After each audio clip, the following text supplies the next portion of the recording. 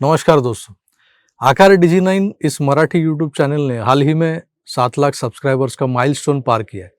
अतः अब आगे चलकर हमारे कई हिंदी भाषी दर्शकों की मांग पर हम फिर से हमारे हिंदी संस्करण को नए सिरे से शुरू करने जा रहे हैं। इस प्रारंभ का पहला चरण आज से शुरू होने जा रहा है। उस चैनल का नाम आकार डिजी 9 हिंदी के बजाय द फ्रंट पेज रखा है हमने। ये एक बदलाव है छोटा सा, आप इसे ज़रूर मद्देनज़र रखिए। आप सभी से निवेदन है कि आप इस चैनल को भी सब्सक्राइब कीजिए, देखें, सराहे और हमारा हौसला बढ़ाए रहे। दोस्तों, आज मैं देश के मौजूदा हालातों पर कुछ कहने जा रहा हूँ। मेरे जो ख्याल है उन ख्यालों को आपसे रूबरू करना चाहता हूँ। जब सीज़ फायर हुआ था, मैंने तब भी कहा था, मेरे फेसबुक पेज पे कहा था, मेरे सोशल मीडिया हैंडल्स पे कहा था कि इसके पीछे की वजह चाहे जो भी हो, लेकिन ऐसा करके हमने पाकिस्तान को खुद को दोबारा मजबूत करने की एक मोहलत दे दी है। अब खबर आ रही है कि चीन 5th जनरेशन 35 के 40 विमान वक्त से पहले इसी साल अगस्त में पाकिस्तान को देने वाला है।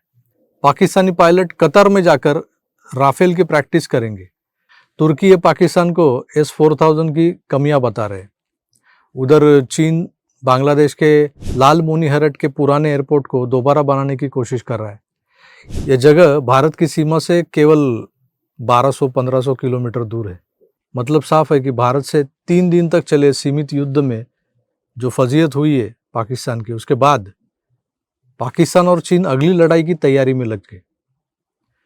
मैं फिर दोहराता हूँ कि चाहे सरकार हो या डिप्लोमेट्स, ये आपको कितने भी सुंदर शब्दों में क्यों न बताए कि कैसे सीज फायर करना समझदारी का काम था, हमने अपने लक्ष्य हासिल करके दिखाए हैं, ऑलरेडी कर चुके हैं, ऑपरेशन सिंदूर अब भी जारी है।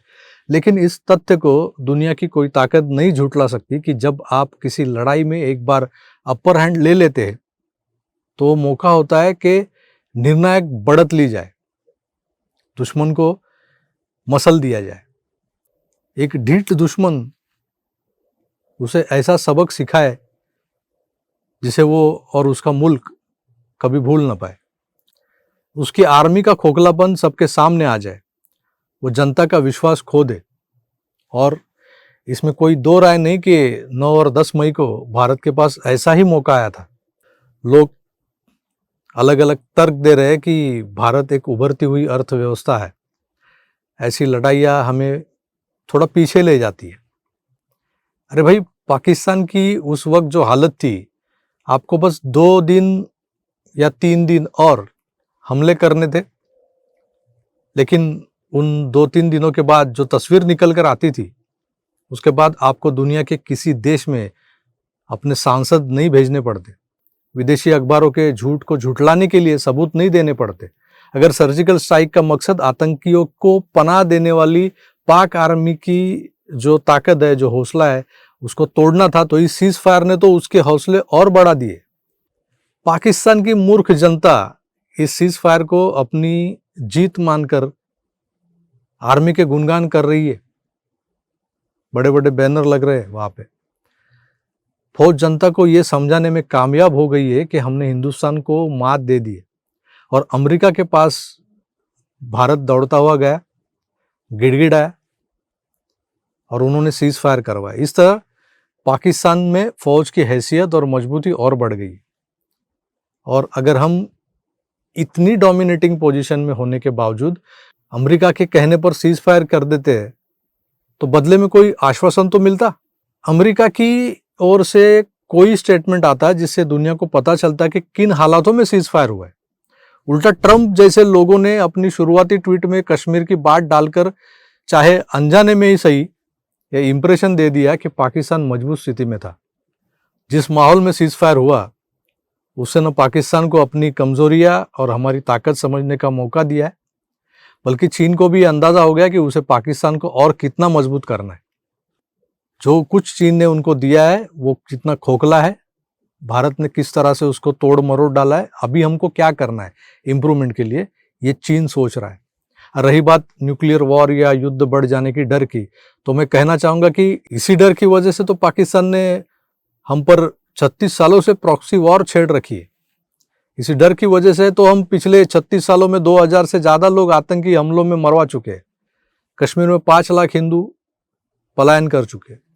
इसी डर की वजह से करगिल युद्ध से लेकर आज तक इतने ही सैनिक हम गंवा चुके। लड़ाइयाँ करके कोई हल नहीं निकलता, किसी समस्या का हल नहीं होता लड़ाई। क्या ये सोचकर अपने 1200 नागरिक मरवाने के बाद भी इजराइल हाथ पर हाथ रखकर बैठा रहा है? अगर बैठ जाता इजराइल तो हमास फिर से 1500 लोगों को मारने की प्लानिंग करने लगता था। जिस न्यूक्लियर वॉर का डर आज था, क्या गारंटी है कि वही डर 6 महीने बाद खड़ा नहीं होगा? युद्ध समस्या का कोई हल नहीं है। ये बात भी मुल्कों को तब समझ में आती है जब वो युद्ध लड़ते हैं। युद्ध लड़ने का मतलब ये नहीं होता कि हम सामने वाले को बर्बाद करना चाहते। युद्ध लड़ने का मतलब ये होता है कि दुश्मन को पता लगे कि हम अपनी राष्ट्रीय सुरक्षा और आत्मसम्मान के लिए किसी भी हद तक जाने को तैयार है। और ये बात उसे तब तक समझ नहीं आएगी जब तक उसे कुछ दिन की लड़ाई में ठोस नुकसान नहीं होगा। उसकी हार का तमाशा पूरी दुनिया नहीं देखेगी। उसकी फजीयत से घबरा कर उस पर दाव लगाने वाले चीयर लीडर पीछे नहीं हट जाएंगे। जीवन के जो पहलू है उसमें एक पहलू है रोमांस। जीवन के रोमांस को लेकर कृष्ण से बेहतर कौन है जो ये सब समझ सकता है? और कृष्ण ने हमको समझा है, लेकिन बांसुरी बजाकर आनंदित करने वाले यही कृष्ण, श्री कृष्ण जानते थे कि अपने धर्म की रक्षा के लिए युद्ध लड़ना कितना जरूरी है। जो उन्होंने गीता के संदेश में लिखा है। गीता का ये संदेश, गीता का ये उपदेश सारी दुनिया जानती है, बस हम ही नहीं समझते। हर बार एक जरूरी लड़ाई ये सोचकर स्थगित कर देते कि युद्ध लड़ने से कुछ नहीं होता, और फिर पर्दे के पीछे चल रही छोटी छोटी लड़ाइयों में बीवी बच्चों के सामने उनके पति और पिता को मरते हुए छोड़ देते हैं।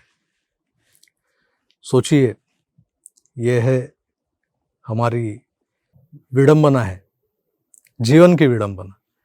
अगर हम इसे समझेंगे, सोचेंगे और इस पर अमल करेंगे तो शायद ये जो पर्दे पे जो मंजर नजर आ रहा है उसे बदलने में वक्त नहीं लगेगा।